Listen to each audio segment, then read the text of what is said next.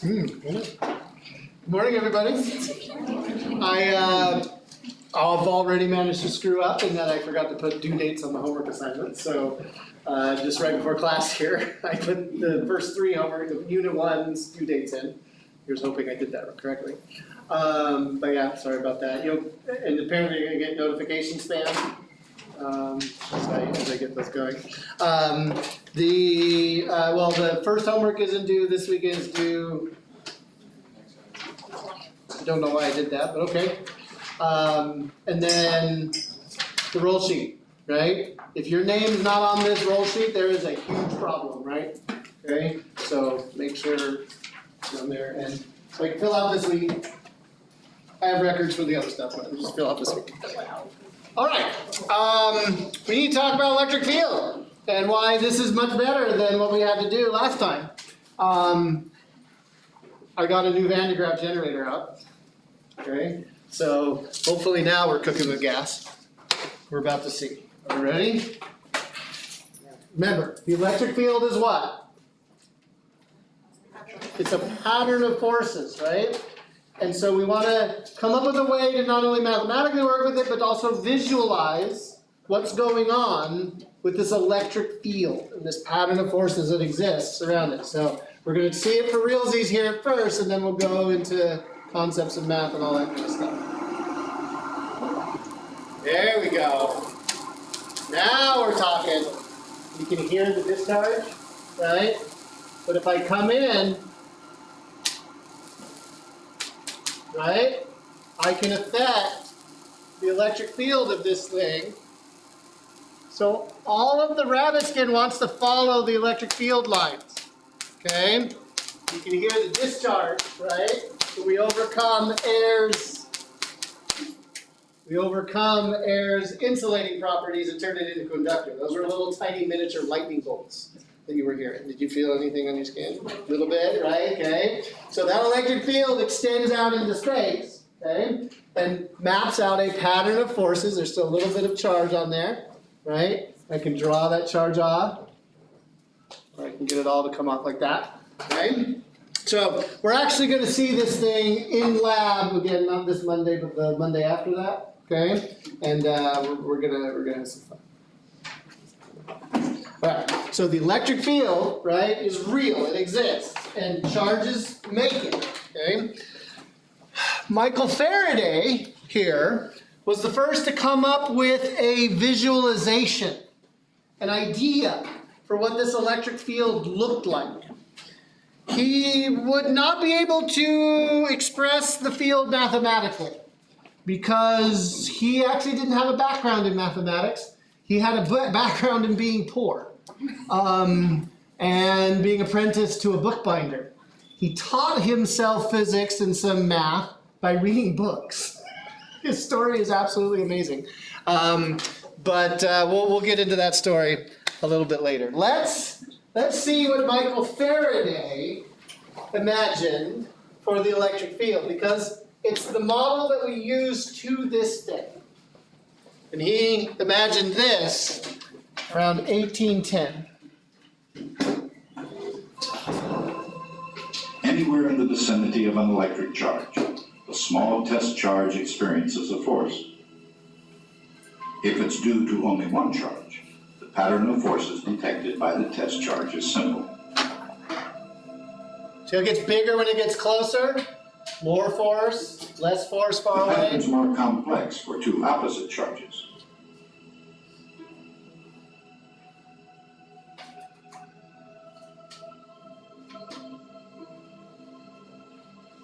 Or for two charges of the same sign.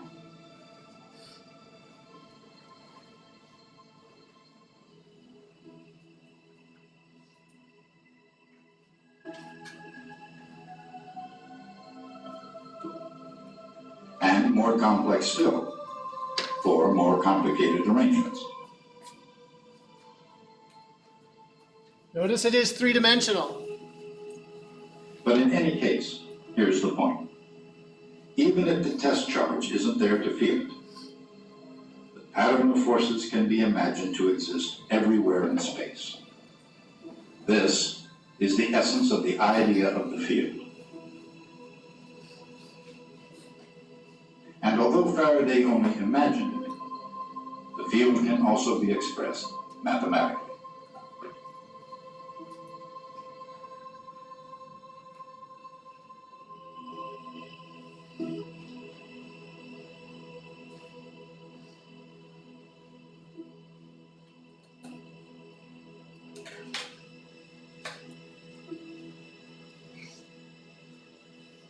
The force that acts on the test charge at each point in space is equal to the test charge times a quantity due only to the other charges.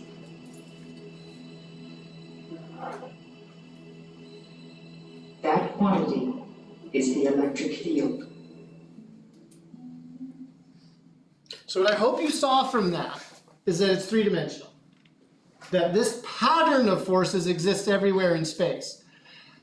And this pattern comes about because of a charged object, right? We got this little test charge that's moving around, but the video said it, even if the test charge isn't there to feel it, the field still exists. The electric field exists because a charge is present. The electric field on this dome, right? When I get a bunch of charges on the dome of the Van de Graaff, okay? This pattern of forces exists, independent of any other charge that might come in and experience the force that is there. And we're going to write down exactly how to write that electric field out. This is a step towards simplification because we're going to eliminate one of those charges. We're going to kind of stop talking about forces and instead talk about this electric field that exists around it. So let's tackle that,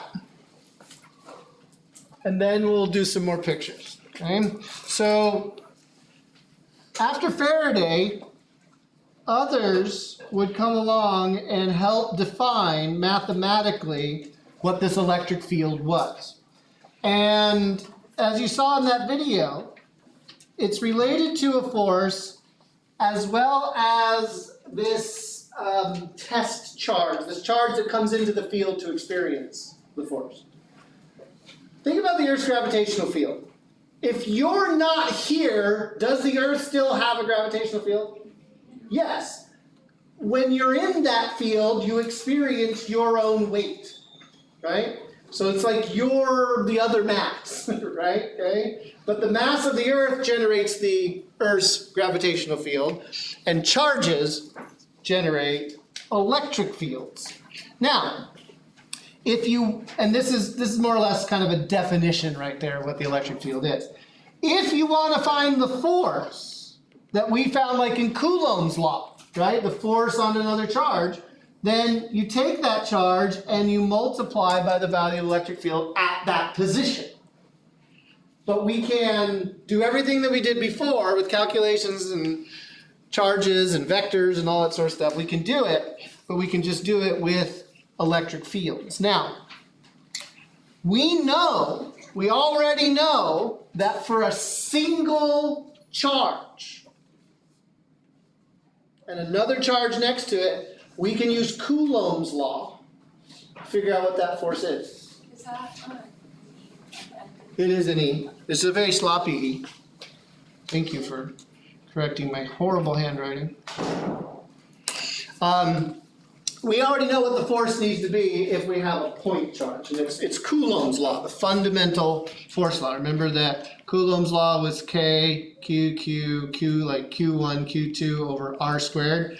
And let's go ahead and drop some vector signs for just a moment. So that means that the electric field is going to be this force, K, and then it's going to be a charge that's making the electric field, like maybe the charge on the top of the Van de Graaff generator, charge on a rubber rod, or whatever we have excess charge on your car.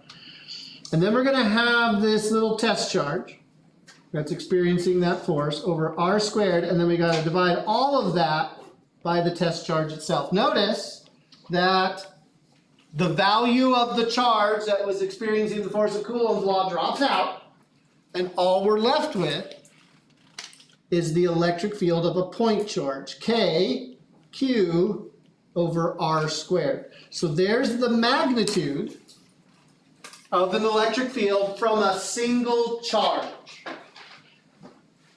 That capital Q there, I'm trying to just hammer home, right? This is the charge that's causing the field to exist. It's not the charge that's experiencing the field. All right, so we're going to use electric field of a point charge. So we've got the big definition, main definition, and then we've got sort of a direct application of what the electric field is just for that point charge. So let's do, I was going to show you another visualization, but let's do, well, no, let's not do that. Yeah, let's continue with the visuals and see if we can't run this home. And then we'll do a quiz, and then I'll show you a problem using the electric field. So what I want to do, so Faraday, with his brilliant conceptual ability, imagined this pattern of forces, right, that existed around different collections of charges in 3D space.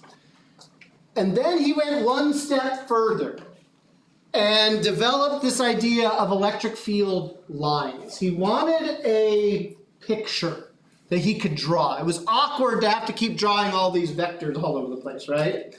And so what he wanted was a simplified picture of what the electric field would look like. And so he came up with this idea of electric field lines, or he called them tubules of force. So Faraday lived in an age when the concept of forces acting at a distance was pretty uncomfortable. We live in an age of Wi-Fi and wireless everything, and we don't even think twice about things not being connected and yet being connected. But it started with Newton, and it took a few hundred years to get through it. But this concept and idea that something could exert a force on something else without touching it, like magnets, right? They don't touch, but they still are exerting forces. That was still like kind of almost borderline witchcraft, right? This kind of thing. And so scientists of the age actually thought that things were connected with invisible lines. That was how they communicated their presence to one another. And so Faraday wasn't like crazy for coming up with this idea that things would be connected with lines or tubes in order to communicate the forces that were going on. As Faraday imagined it, this something would be lines or tubes, each one capable of applying a force to any charge in its path. These lines of force would begin only on positive charges and end only on negative ones.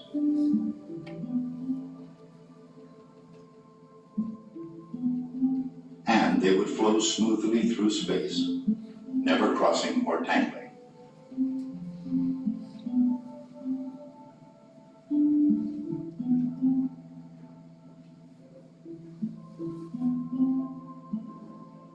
No matter the configuration, the charges would have a characteristic pattern of lines.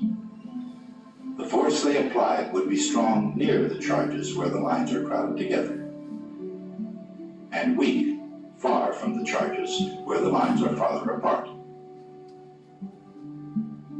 The ability to apply a force resides at each point in space, and the force arises from the intensity of lines, regardless of the location of the charges that create them. So from that video right there, okay, and what you were just told, where is this electric field strongest? Like which side of the frame here? Towards the left. And why are you saying that? Because the lines get closer together, right? So you can see like right away the intuitive power of this picture of the electric field that would get lost if you were just drawing a bunch of vectors all over the place. Now, Faraday developed rules, conceptual rules for these electric field lines, these drawings, right? And the video stated some of those. Where do electric fields start? Did you catch it? on positive charges, right? So if we were going to draw the electric field of a positive charge, we know that our lines would start on this positive charge and then go out and try to find negative charges. Well, all we've got in the universe is a positive charge. That means any field line that starts is just going to head straight out and away from that positive charge, okay? They go off to infinity where there's plenty of negative charge to do whatever we need to do, okay? Same thing goes if it were a negative charge, right? If it were a negative charge all by itself in space, right? But here, the field lines terminate on negative charges, meaning that field lines would go towards the charge, into it. The number of field lines that you draw is proportional to the amount of charge that you have. So if I had, say, a charge negative Q on this one over here, and over here I had positive 2Q, this one had twice as much charge, I would have to draw twice as many field lines. Now, how many field lines could I draw in theory? An infinite number, right? So you're never drawing that infinite number, you're just drawing enough of a representation to get an idea of what's going on. Following rules of start on positive, end on negative. When field lines are close together, the field is stronger. So in this positive charge over here, I hope you can see that as we get closer to the charge, right, as we're right kind of around it in this zone right here, do you see how those field lines are closer together? That's where the electric field is stronger. And if we're way out here, right, the field lines are more spread out, and the field is going to be weaker. And so you can just start building this stuff up, right? If I have a positive and a negative charge, right? Don't panic. We're not going to ask you to draw electric fields. We'll do one lab where we're actually going to draw them, but I want actually to come up with a novel representation all on your own. It takes some familiarity with charges and forces and vectors to be able to really nail some of this, but we can do simple ones.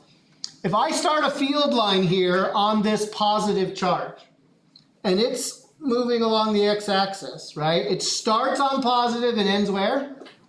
On negative. And this line will take the shortest distance that it can take to achieve that. And so I get my electric field line directly connecting these two charges pointing to the right. But what about a field line that says starts right there, coming away from this positive charge? Where does it want to terminate? It wants to terminate on the negative charge. And it doesn't do it by doing kinks in it like that, right? It had to be a smooth arc doing something like that. And then the one down here would come out, bend around, and come like that. And we could kind of keep drawing some of these, right? We got this one that comes over, oh, that was bad. Like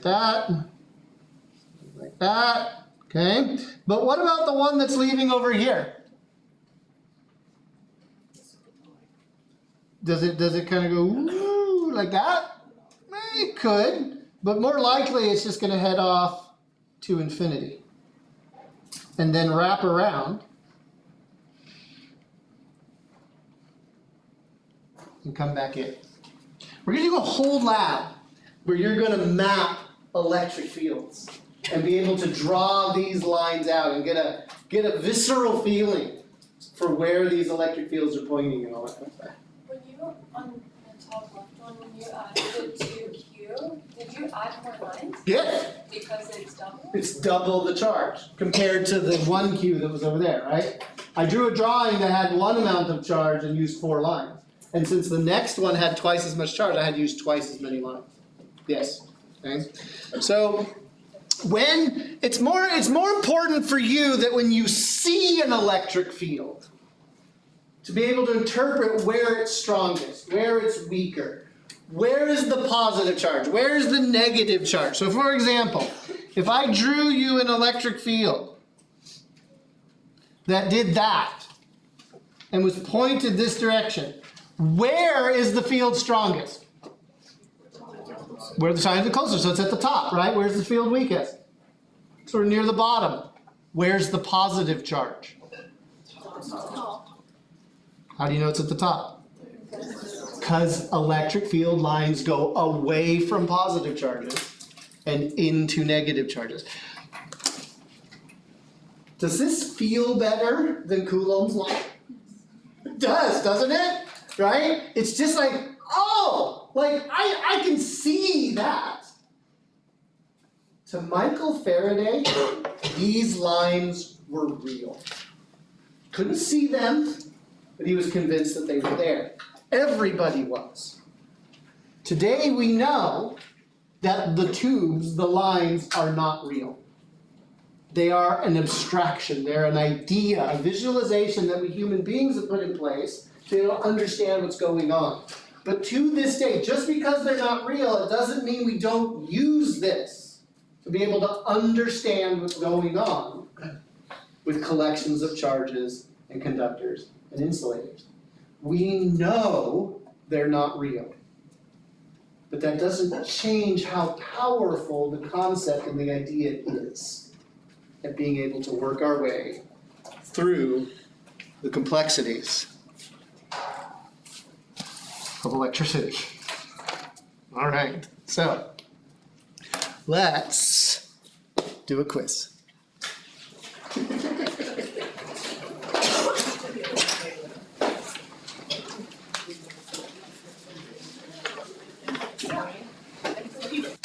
Went wrong. That's the whole point of the exercise. All right. Electric field is a vector. We haven't gotten rid of that yet. Spoiler alert. Guess what we're doing next chapter? Getting rid of the vectors. Oh, yeah, right, okay.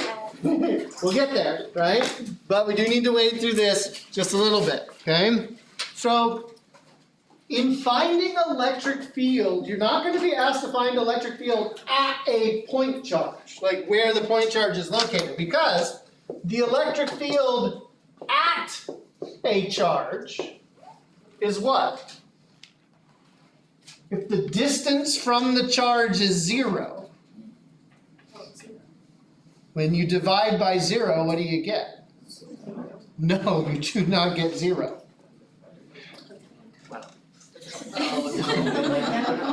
You also don't get undefined. In the limit, as this distance gets to 0, you get closer and closer to that point charge. What do you get? Infinity. The electric field gets really, really big, okay? Because the electric field is biggest closest to the charge, right? As the distance from the charge gets bigger and bigger and bigger, this thing goes down. Inverse relationship, inverse square, right? Okay, so we don't ask what's the electric field at a point charge, so that answer is, well, it's infinity.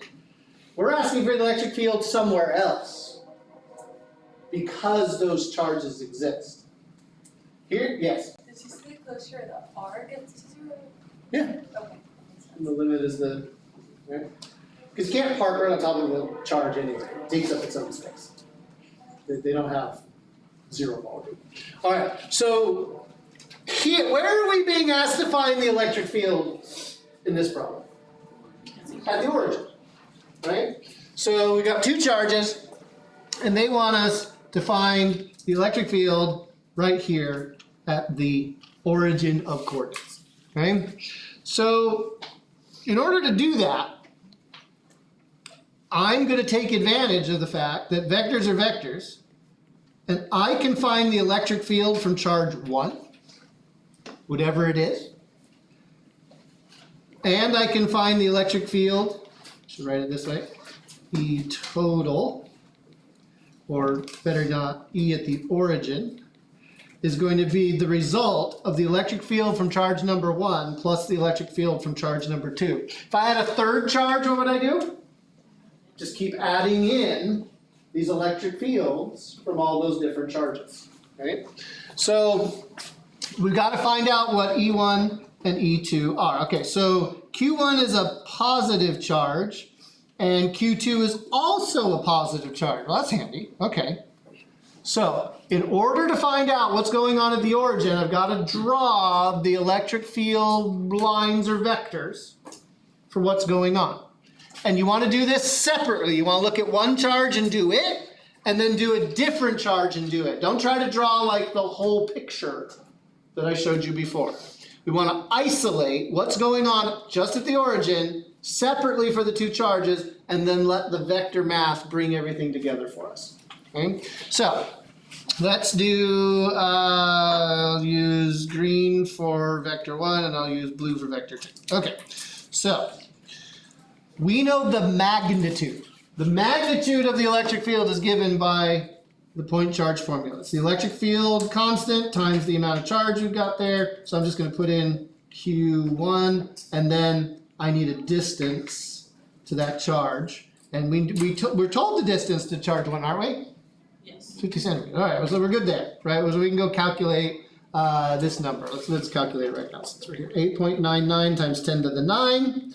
And then this is a nanocoulomb, so how are we going to write the charge?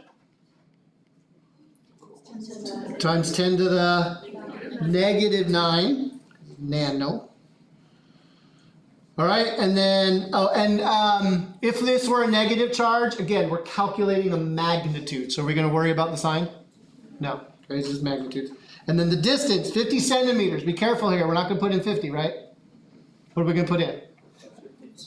0.5, right? Half a meter. 50 centimeters is, yeah. Oh, we got chapter 1, okay. Do all that, and we get 126, and the units of electric field for now are newtons per coulomb. Remember, electric field is force divided by charge. Force is in newtons, charge is in coulombs. All right, and then the magnitude for charge number 2, we calculate the same way. Electric force law, only charge 2 and charge 2's distance. 8.99 times 10 to the 9. And then I've got 5 times 10 to the minus 9. And I've got 0.25 squared on the bottom, which gets me 720 newtons per coulomb. Okay, so this is interesting. So the charge is bigger, right? 5 is bigger than 3.5, but it's also closer. So what do we expect the electric field for charge number 2 to be? Bigger or smaller than number 1? Bigger. It's supposed to be bigger, right?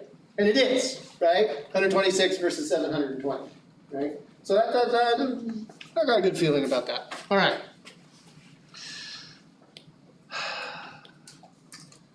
Got the magnitudes. It's a vector. I need direction. And the way we're going to go find that direction is we're going to let Michael Faraday guide us. We're going to follow the rules that he stipulated for electric fields.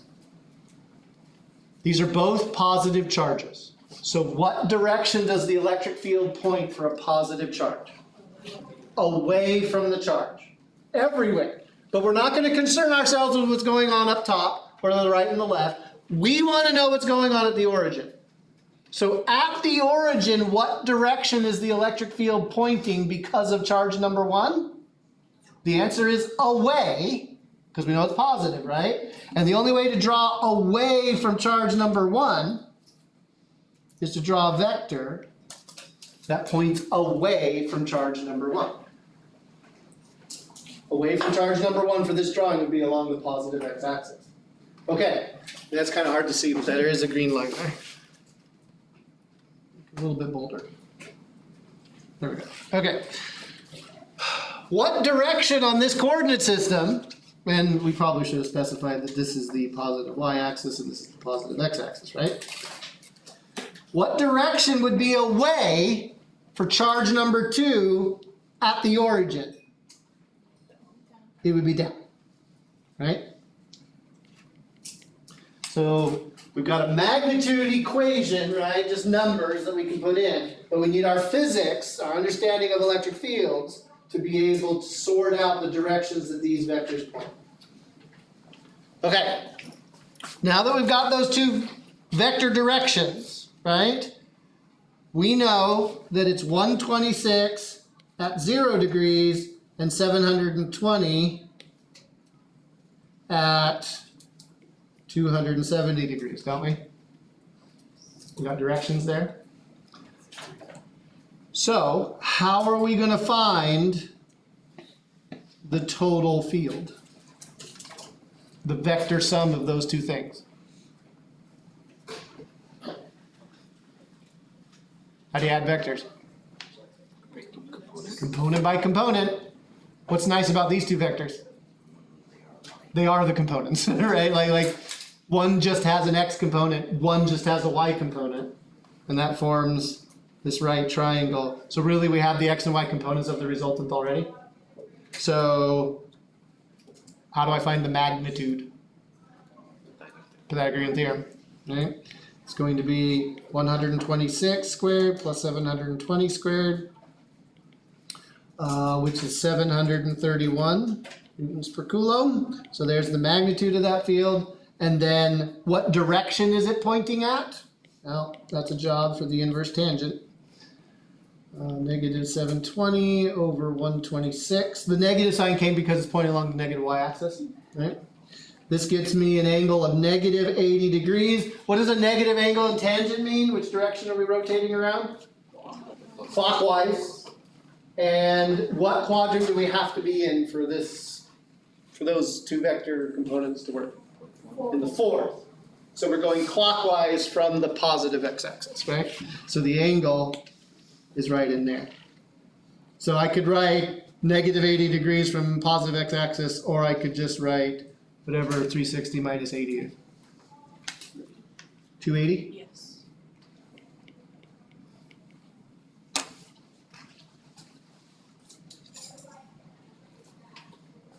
Compare and contrast this to what we did on Tuesday.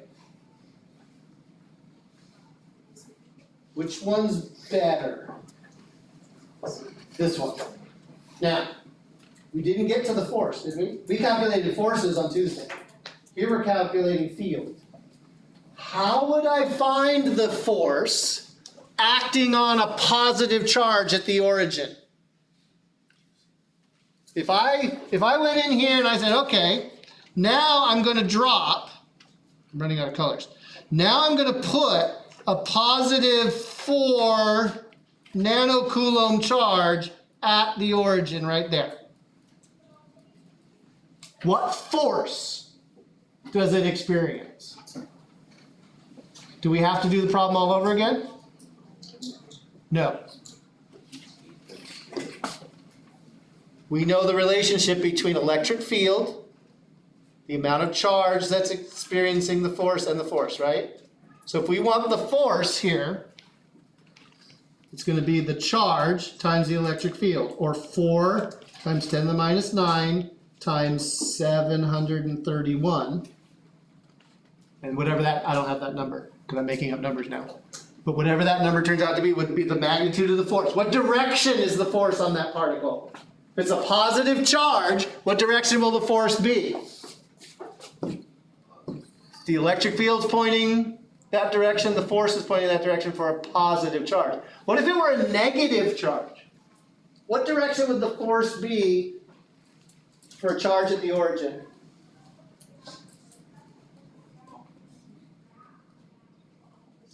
What do negative charges want to do? They want to get close to positive charges, don't they?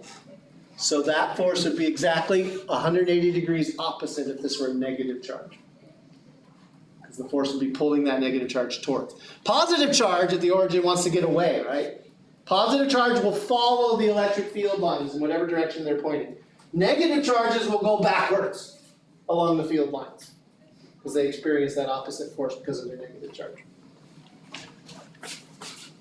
But the electric field is still an easier way to think about this pattern of forces that exists around it. You think about the field instead, this pattern of lines. It gets us one step away from like the vectors themselves. We get this pattern of lines, and then we can always get back to the force if we need it.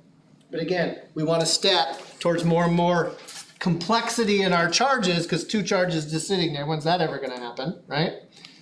And build up bigger and bigger things. So that's why we need to talk about electric fields and conductors, and why you never want to be a pokey in a lightning storm. All right, so what's the difference between conductors and insulators?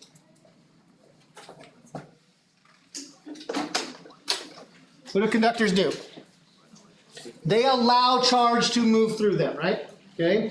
Insulators don't, right? An insulator can be charged, but that charge won't be allowed to go through it. And typical materials that are conductors are metals. And typical materials that are insulators are things like plastic and glass and ceramic. Now that gets into the chemistry, like why they do what they don't do. We get into quantum mechanics and chemistry. We'll get into that later. Okay? But for now, it's good enough to know that somebody tells you like copper, gold, aluminum, those are all conductors. Iron, good conductor, okay? And things like plastics and glass and ceramic are isolators. Okay, so let's take an arbitrarily shaped conductor. I don't know, a blob of metal. Okay, this is supposed to be a 3D representation of a conductor. Doesn't matter what shape it is. Okay, and we charge it up. Right? Maybe I get some charge on the Van de Graaff, right? And I take a probe and I deposit some charge. Maybe I rub some rabbit fur on a rubber rod and I put some charge on it, right? So I'm going to get a bunch of charges on a rubber rod and I'm going to touch it to this conductor. Now let's say they're all positive charges. Where are those charges going to go? Remember, a conductor allows charges to move through it. So where do the charges go? The other side. So I come in maybe with the rubber rod and I touch this side. Remember, the rubber rod's all positively charged, right? Okay? And I touch it right here. What do all the positive charges on the rod want to do? They want to get as far away from each other as possible. So where do the charges go to be as far away from each other as possible? What? They run the track? They spread out through the conductor? The answer is they all end up on the outer surface. All that positive charge will more or less instantaneously move to the outer surface of the conductor. It's kind of strange. You'd think, oh, well, wouldn't some of them also just kind of be inside? No. This puts charge on average closer to each other when you've got these charges spread throughout the volume. Even though on the outer surface it might pack charges closer together according to their neighbors, those charges are still far away from charges on the other side. So what happens is, so like in this Van de Graaff, which is hollow ball on the inside here, okay, the charges migrate to the outer surface because that's the point where they can get as far away from each other as possible. So when a conductor becomes charged, the charges end up as far away from each other as possible, and that's the outer surface of the conductor. What is the electric field inside that conductor?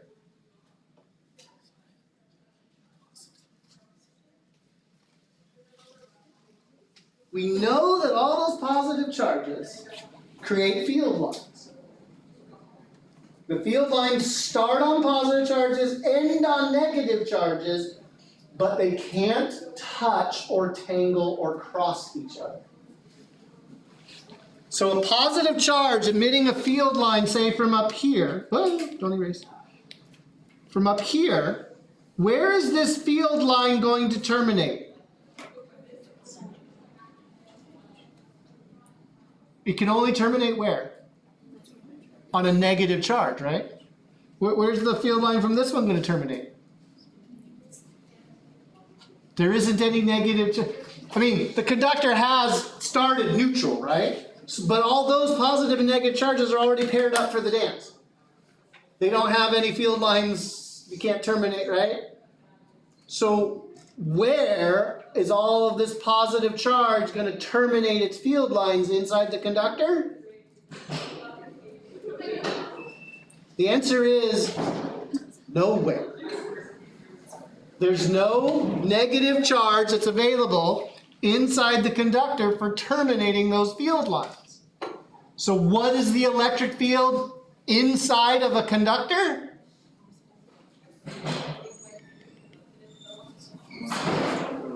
It has to be 0. There will be field lines coming off of this conductor outside. There's plenty of place for this to go off to infinity, right? And terminate. But there's no place inside for any electric field lines to terminate. And so for a conductor in electrostatic equilibrium, meaning no currents flowing, the charges aren't moving anywhere, they've kind of settled out to their least energetic configuration, the electric field inside of that conductor will be 0.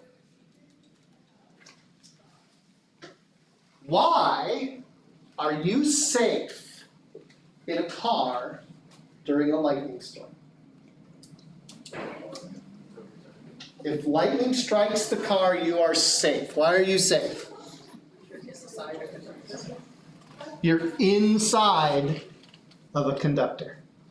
It has nothing to do with the rubber tires. It's because you are inside a conducting cage. What will the electric field be inside your car when lightning strikes it? 0. So don't have your hand outside the window touching that, right? No licking, right? The outside of the car, okay? If you crash or are involved in a crash and there's electrical power lines draped across your car, where is the safest place for you to stay? Inside your car. Why? Because the electric field in there is 0. Outside, roasted chicken.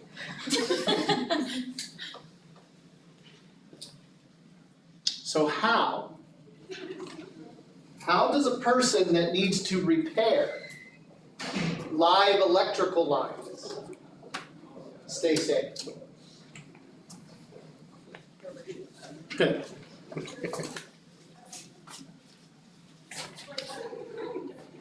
Go in. Then in the 1980s, helicopters, barehanded, combined for a remarkable new way to maintain live lines. With this technique, the lineman and the helicopter are both energized to the line voltage. And again, they are safe because they are not touching the path to the ground. Helicopter line crews can work much faster than traditional teams on extreme high voltage transmission lines. Look at what he's wearing. With bucket trucks and hot sticks can replace about 8 line spacers in a day. During the same time, a skilled helicopter team of linemen and pilot can replace over 200. In my career, I would never dream that I would see a helicopter doing power line work. I would think it's a little scary the first time you do it too. You're sitting out there on the platform on the side of a helicopter and you fly right next to a wire. And you're hoping that the propeller is going to get tangled up in the thing. And some of these pilots, I have to commend them. They can hold a helicopter in the same place the longest of anything I've ever observed. These guys are extremely good at what they do, and I commend them. They do a good job. They're safe. About the only time they ever have anything happen is when they have an equivalent of it. Line maintenance with helicopters is expensive, and there have been fatalities. But today, linemen and pilots train for 2 years to master the technique, which is considered safe under the right conditions. However, no safety tools, procedures, or regulations are effective if a lineman loses his focus and concentration. Considered safe under the They have a different version of the word safe than I do. But notice, right? Did you notice what the lineman was doing when they approached the power line? He had a big conducting rod, right? Do you see how they energized? Okay, to keep the conductor's equilibrium. Okay, And once it was in equilibrium, the electric field, right, inside the helicopter would be zero because the helicopter is a conducting cage. But what about the poor person that's sitting outside the helicopter? When they first started doing this, the people doing it complained of headaches, vertigo, but they'd been working on power lines their entire careers, right? Like it wasn't the fact that they were afraid of heights. They would talk about being dizzy up there. And what they found out is that the electric field from the power lines was so high that it was altering blood flow in their brains, giving them headaches and vision problems and vertigo and all that kind of stuff, right? And so did you see what they were wearing?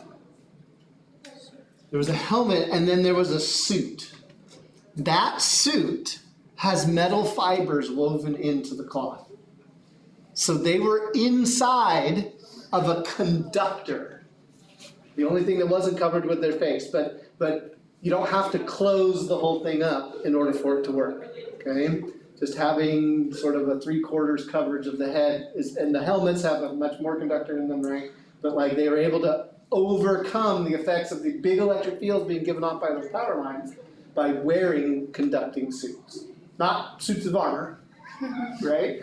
Which would have worked, but would have been really, really heavy, okay? So, to this day, a purpose-built enclosure, a conductor that is supposed to protect against electric fields, is called a Faraday cage.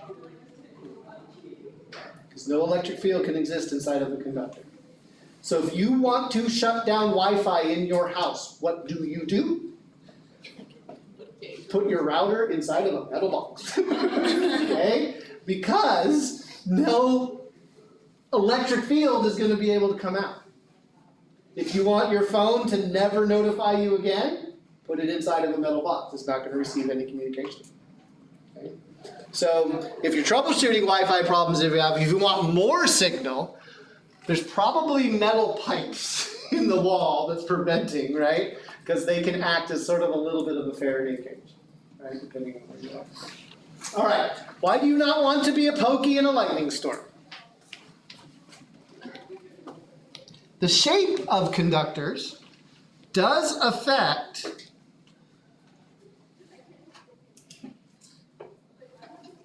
where those charges can pile up.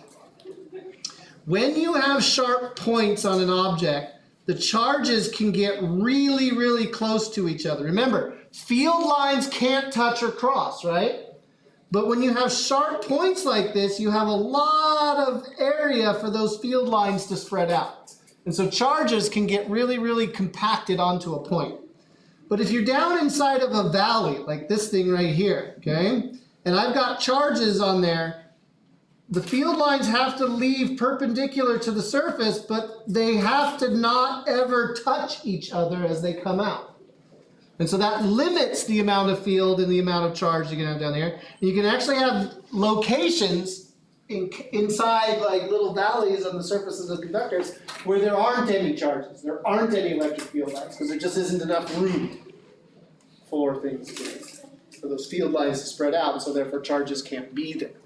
And now I'm talking a lot about this as it's like the field lines tell the charges where to go. Again, we know that's a lie. The field lines don't exist.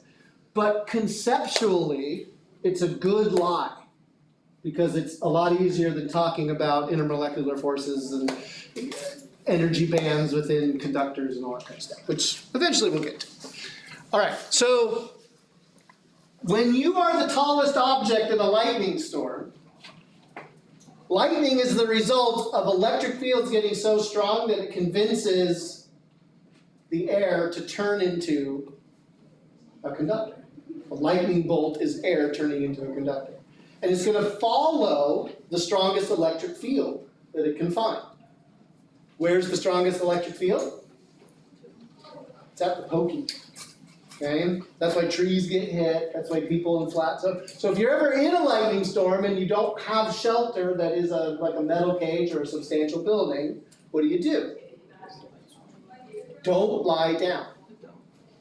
Because if the ground gets struck, you will get shocked through your entire body. What you want to do is a handstand. But that, and no, you don't want to do a handstand. Why your hands instead of just like your feet? You actually want to do a one-handed handstand if you can do it, but you don't want to. Okay, so this is what you do, okay? You want to be as low as possible, right? So you want to squat, but you also want the amount of contact with you and the ground to be as low as possible, okay? So you want to get up on the balls of your feet. My heels aren't touching the thing here, right? And you want to duck down and be as small as possible. That's the safest position to be in during a lightning storm. You're getting low and you're limiting the amount of contact between you and the ground. So chances are you won't get struck, okay? And if the ground gets struck near you, you've got a very small contact patch for the electricity to ride up, okay? It might go through your pelvis and come on down, but it'll miss your vital organs. If you're lying on the ground, goes chicken. I brought my microwave. It's a special physics microwave, only because it's done a lot of demonstrations. Oops. So let's see, if I do it right here, can everybody see the front of the microwave if I do it right here? Ashley, you can still see it? You might want to move over a little bit. Okay, all right. Standard microwave, a little bit dirty because Mr. Yates and I only clean it every once in a while. Oh, You know what this is? no. CD, okay? So, ancient piece of technology, they were in their day. Compact disc consists of two pieces of plastic that has sandwiched a metal oxide layer in between. The metal oxide layer is where all the information is stored, okay? And you can't see them, but it consists of a bunch of little pits. There's little divots in here, and the edges of those pits are pokey.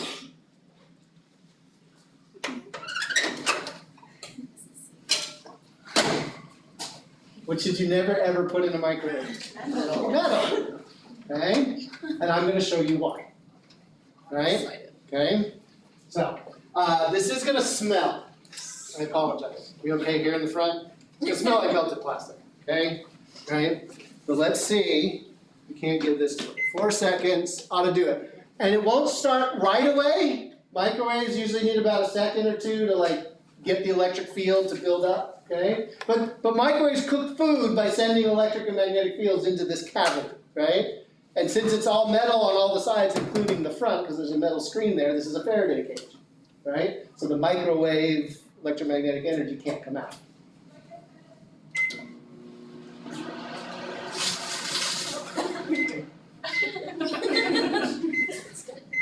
See it? Okay.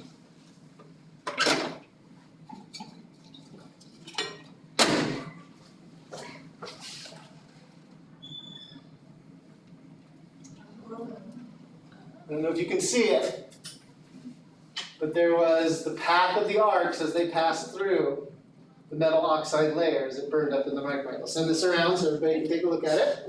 Okay, up close. But that's why you don't want to be a pokey in a lightning storm. Why did the electrical arcs happen? The sharp points are where the electric field connected, and it was so big that air could no longer be an insulator, and it gave up and said, fine, electrons, go ahead. Cooking with Mr. Bailey. Right, okay. Now, I won't ask for a raise of hands, but if you've ever left a utensil in the microwave, like heating up your food or something, right, you've had an exciting day. But if it was a spoon, it wasn't nearly as exciting as if it were a fork. Why? Don't do this. So why is it safe to put a spoon in the microwave? It doesn't have as many pokies. Lots of more rounded edges on the spoon.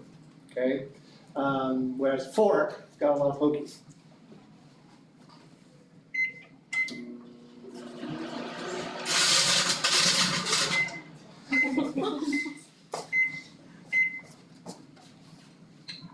This microwave has been doing this for 27 years. This is the microwave I had in college. Microwave is as old as I am. I know. Now this one was a little bit more exciting. It actually burnt some of the plastic there, so I'm gonna have to go scrub the glass before I heat up my lunch. But I've been having microplastics for years. Can you smell the? So, don't be a pokey or lightning storm. What's the electric field inside any conductor? Zero. Why is the electric field so high inside this conductor? Because we're making it inside this conductor, right? If you've got a charge inside of a conductor, you're going to have electric field there, right? But within the body of the conductor, the material of the conductor, it will be zero. Okay.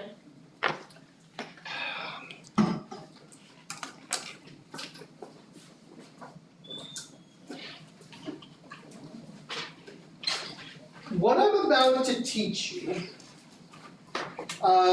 is going to feel a little bit strange and kind of like, why are we learning this, Mr. Balogh? Like I thought I had a handle on electric field, and all of a sudden we've kind of gone off on a tangent with this thing called Gauss's law. I'm going to teach you Gauss's law. And the reason I'm teaching you Gauss's law is because we're going to need the ideas later. We're going to do a little bit with it now. Gauss's law is a step towards simplification for what we're going to do. But the concepts and ideas I'm going to teach you on the way to learning about Gauss's law, the concept of flux, is going to help us a lot when we get to magnetic fields. Right? So I want this to be the first pass, and I know it's going to be a little bit weird. You're like, why are we doing this? You'll see later why this is so important. It's going to seem like tangentially important right now. Gauss's law is a mathematical trick. It's even further removed from, say, Faraday's lines of electric force, okay? Where we know now that the lines don't exist. But the Gauss's law is purely theoretical and mathematical. But it's a really nice, handy trick to have in your back pocket if you want to find electric fields pretty quick. Now, Carl Friedrich Gauss was a genius, like full stop, like probably autistic type savant genius. Like he was a computer before computers ever existed, right? Like he could tell you like what day of the week it was 3,000 years ago, like that. Like you just asked him, he would have the answer to be correct. He could do these enormous mathematical sums in his head, super duper fast, right? Give many two number, and he had all kinds of social problems, just really awkward kind, right? So it was pretty obvious that a lot of his brain power was going towards math and not a lot else. Okay, but that's not to say that we haven't benefited from his genius. He did have a family. He was married. Unfortunately, he missed his wife dying because she was very sick, and he was in his study working on math. And the servants came and said, you know, Master, you really should go to your wife. She's not doing well. He's like, okay, let me finish this calculation. Didn't occur to him that maybe he needed to get up. So anyway, but if you've ever talked about a standard curve in statistics, Gauss's fault, okay? He did all of the geometry for GPS and celestial navigation before we even understood that there were 7 to 8 planets in the solar system, okay? I don't even want to tell you what that is because it has something to do with general relativity and curvature of space-time, but man, it'll curl your hair, right? He was amazing, okay, in terms of spatial geometries and all kinds of stuff. But the law that carries his name, Gauss's law, is like I said, it's a mathematical trick for finding electric and later on magnetic fields of things. So why am I showing you a nice pleasant picture of a stream in the forest? We need to talk about something called flux. Gauss's law hinges on a concept called flux. And when it comes to flux, flux is a measure of how much of something is flowing through an area. So imagine like we stretched a net or took a piece of chain link fence and put it in this river, right? We could measure the flux of water that flows through the surface area of that net or that chain link fence. Flux tries to capture this idea of how much of one thing is flowing through a surface, and is an important conceptual hook for us in understanding why electric fields are the way they are and why magnetic fields are the way that they are. So I want to show you a video that gives you a visual representation of what Gauss's law is trying to do. Gauss's law states that for any closed surface, the total flux is proportional to the net electric charge inside.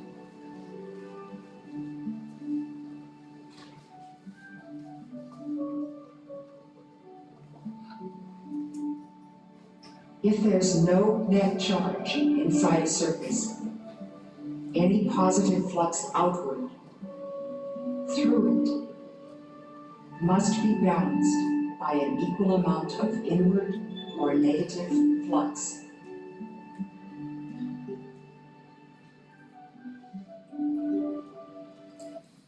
Do you see how that surface is covering or encapsulating the charge here, right? The red one is a positive charge, the blue one's a negative charge. And they showed us, right? The electric field lines come out of the positive charge, right? And they pass through this green surface area. The green surface area is called a Gaussian surface. It doesn't exist. It's a mathematical construct, okay? But the field lines that came out of that Gaussian surface wrapped around and came back and went into the negative charge. The flux through that surface is net zero. Flux came out and it came back in and added up to zero. Why did it add up to zero? What's the total amount of charge enclosed by that surface? Zero. And you're kind of like, Mr. Baylor, this is stupid. We started at zero, we ended at zero. Obviously it's zero, okay?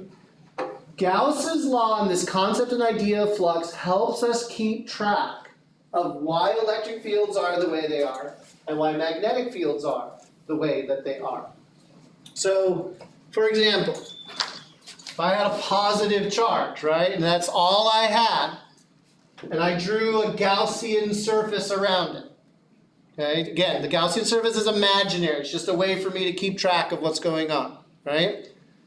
Electric field lines would come out of this positive charge. Is the flux here zero? No, it's not, which means I have net charge present. It's like a test, right? If I can detect flux, then I know that there's going to be some sort of net charge present. What if I had, say, a Gaussian surface, like a plane or something like that, and I had electric field that passes into it and then exits through the other side? If I drew this as, say, a cube, which is a very bad cube, I would have flux going in, flux going out. What's the net flux? Zero. It's zero. How much net charge is contained inside of this cube? None, right? So being able to keep track of the flux helps us keep track of kind of where charges are, what they're doing, and that sort of stuff. We don't have time for it, for the quiz I wanted to do, but let me show you the question, right? Just to give you an idea of how I want you to think about. There'll be some math in your book and maybe a question. It all comes down basically back to this thing here, right? Okay. We need to find the places where the flux is not zero. So let's take a look at A. The circle is the Gaussian surface and the straight lines are the field lines, right? So is the flux non-zero for A? In other words, are field lines going through that surface and not coming back? Yes. So A is not. But what about B? Yes. Even though it's not centered, there's lines that pass out of that circle and don't come back. Okay? What about C though? In C, a line goes in and that same line goes out. What's the net flux for that line? 0. Same thing for the other line, right? What's the difference between A, B, and C? What was the Gaussian surface around in A and B that is not in C? The point where the lines are starting. There's got to be a positive or negative charge at the origin in those pictures. Okay? What about D? What's the net flux for D? 0. There's no charge there, right? It's somewhere else, but it's not in that region. E? 0. F? Not 0. It's all coming in, right? Okay, because there's got to be a negative charge in there somewhere. G? 0. H? 0. That's really what I want you to kind of understand about flux. And Gauss's law allows us to take that flux and then calculate what the electric field is. It's a very simple formula. But I'm more concerned with you understanding the idea and concept behind it, because we're going to return to this idea of flux when we get to magnetic fields. But that's the next unit here. If I don't see you tomorrow in grass, and I hope I do, we'll see you on the other side. 3-day weekend? So no lab on Monday? We do. I'm done with chapter 18, by the way. So if you want to get a good start on chapter 18, come to grass tomorrow. Get you started. Chapter 18 isn't due till next Saturday, though. It depends on where it went. 1 second.